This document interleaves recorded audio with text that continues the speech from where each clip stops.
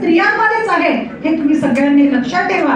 आणि आपण हिंगलाज मातेचा आपल्या सगळ्या महिलांना वरदान आहे. हिंगलाज माता सगळ्या पुरुषांना, सर्व पुरुष जातीला झुकायला लावते आणि आपल्याला अभिमान वाटायला पाहिजे की ती एक स्त्री आहे. ती पुरुष आहे का? नाही, ती एक स्त्री आहे. म्हणजे नक्कीच तिचा वरदहस्त पुरुषांपेक्षा स्त्रियांच्या डोक्यावर जास्त आहे. त्यामुळे महिलांचा सन्मान करणं हे आपलं आद्य कर्तव्य आहे असं मला तुम्हाला सर्वांना सांगावंसं वाटतं.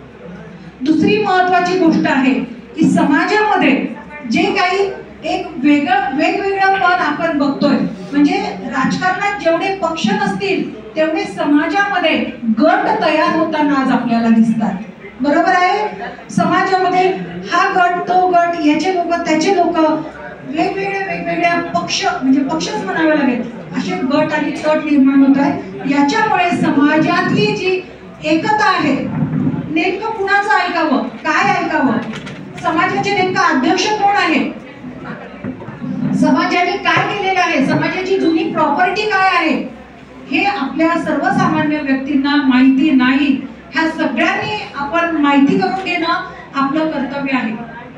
त्यानंतर आपल्या समाजासाठी आपण जे काही उन्नत कार्य करतोय, जसं भागानगरे सरांनी हे अतिशय उत्कृष्ट कार्य सुरू केलेलं आहे, या कार्यामध्ये सहभागी करून घेण्यासाठी तुमच्या ओळखीतले आणखी कोणी नवनिर्वाचित असतील, पदोन्नत असतील, तर तो निरोप तुम्ही त्यांच्यापर्यंत पोहोचवणं गरजेचं आहे.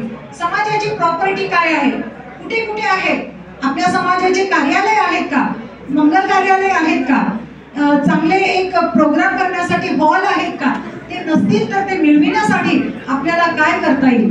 कारण की भावसार समाज आज कुठल्याच अँगलने मागे राहिलेला नाही, तळागाळापासून वर आलेला आहे आणि सर्व क्षेत्रामध्ये पुढे गेलेला आहे. आपण आता बघितलं इथे जी तरुण मंडळी आहे मंत्रालयापर्यंत ही पोहोचलेली आहे. ही आपल्या सर्वांसाठी अतिशय अभिमानाची अशी गोष्ट आहे. परंतु समाजाच्या एकत्रीकरणासाठी मी फक्त भावसार आहे ही भावना आपल्या सर्वांमध्ये असणं गरजेचं आहे. माझ्या भावसाराला जर काही त्रास झाला तर अशा वेळी सगळ्या भगिनींनी, सगळ्या पुरुषांनी एकत्र येणं गरजेचं आहे. समाजाचे तुम्ही चांगले काउन्सिलर बना, मध्यस्थ बना. आपल्या आजूबाजूच्या घरातल्या मुलांना, मुलींना काही समस्या असतील, काही लग्नाच्या अडचणी असतील, तर आपण म्हणतो की म्हणजे चार भिंतीच्या आतला बाहेर नाही गेलं पाहिजे. आता तो जमाना राहिलेला नाहीये. तुमच्या अडचणी आहेत, तुम्ही आजूबाजूला बोला, सांगा माझ्या पोराचं लग्न जमत नाही, माझ्या मुलीचं लग्न जमत नाहीये, माझ्या मुलाचं लग्न झालं परंतु तुटतंय, ते वाचवता येतं का, सगळ्यांची मदत घ्या आणि एकमेकांच्या सहकार्याने आपल्या समाजाला स्ट्रॉंग करा. आपल्या समाजाला स्ट्रॉंग म्हणजे इथे एकत्र जमायचं आणि घरी गेलं की तिथे गेल्यावरती मला बोललीच नाही, तिची साडी मग कशी होती, तिला कळतच नाही कसं वागायचं, या गोष्टी अजिबात करायचं नाही. आम्ही फक्त महिला आहोत, आमची पावर काय आहे, आम्ही फक्त महिला आहोत, हे आम्ही जसं इथे बोलतोय तसंच आम्ही माघारी सुद्धा राहिलं पाहिजे. हे तुम्ही सर्वांनी लक्षात ठेवा.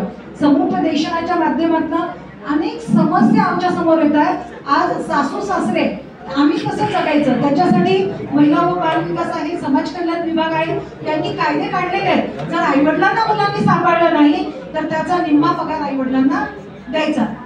परंतु मला काय म्हणायचंय, शासनाने त्यांचा पगार घेणं म्हणजे खरंच आईवडिलांची सुरक्षा आहे का?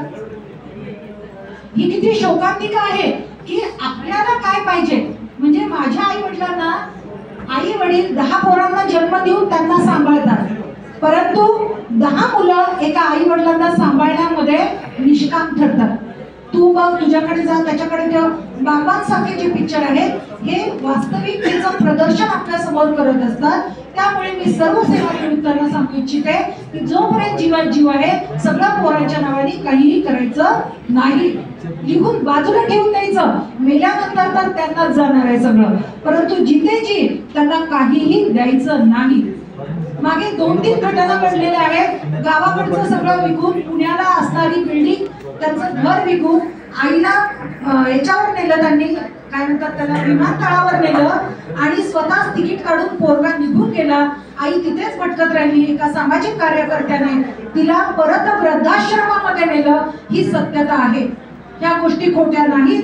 त्यामुळे तुमचा कितीही तुमच्या पोरावर जीव असू द्या, कितीही सुनेवर जीव असू द्या, परंतु एक सामाजिक कार्यकर्ती म्हणून मी तुम्हाला सांगते की खरंच लगेच प्रेमाने गळ्यातलं काढून सुनेच्या गळ्यामध्ये घालायचं नाही. लगेच फटाफट बांगड्या काढून घे, नाही तुला देऊन टाकल्या, हे घे बाबा तुला देऊन टाकलं, असं करू नका. कारण की आपलं आयुष्य आहे, तुमच्यासोबत तुमच्या पत्नी असतात, तुमचे आणखी रिलेशन्स असतात. म्हणजे बऱ्याच वेळेला आपण रिटायर झालो की आपले बहीण आपले भाऊ आपल्या घरी यायची इच्छा असते त्यांची, परंतु आपल्या मुलांना आणि सुनांना सहन होत नाही की सारखं माझ्या सासूच्या बहिणी येतात आणि यांचे पाहुणे येतात, सारखे येतात. का येतात? त्यांना म्हणायचं माझे पैसे आहेत, मी खर्च करतोय, मी त्यांना वेळ देतोय, माझ्याकडे लोकांनी आलं पाहिजे. आणि इथे सगळ्यांना मी सांगू इच्छिते की कधीही तुमची जेव्हा बदली होते मुलांची, आई वडिलांची जर इच्छा असेल की त्यांच्या राहत्या गावी राहायचं आहे, तर आई वडिलांना जबरदस्तीने शहरामध्ये नेऊ नका.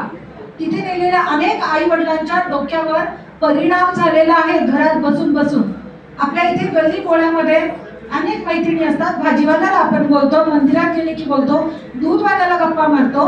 पुण्यामध्ये तिथल्या कपलला असं सांगावं लागतं की बाई तू धुणं धुवायला आली ना, हे 200 रुपये घेऊन आमच्यासोबत 2 घंटे बस, आमच्याशी गप्पा मार.